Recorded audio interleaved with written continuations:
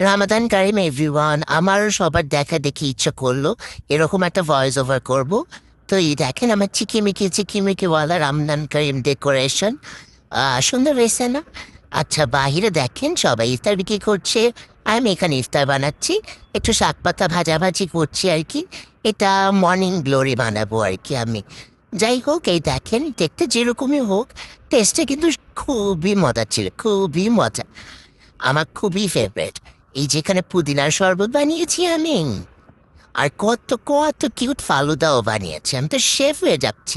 যেমন দেখেন, এই যে আমি মরিচের চপ বানাচ্ছি, আমার ফেভারিট।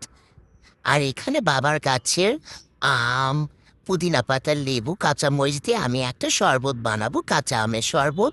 সেটা অনেক সুন্দর ঘ্রাণ আসতেছিল, অনেক টেস্ট হয়েছে। দেখেন দেখতেও তো কত সুন্দর লাগতেছিল, মাশাল্লাহ মাশাল্লাহ। এখন আমার মোমবাতির ডেকোরেশনটা কি সুন্দর, তাই না?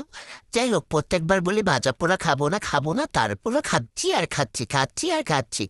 আমু পেঁয়াজু বানাইছে, আমি বাকি সব কিছু আমি বানাইছি। এতগুলো মরিচের চপ, ওই লোটটা ফাইটা আমি বানাইছি, বেগুনি আমি বানাইছি, জিলাপিটা কিনেই আনছে।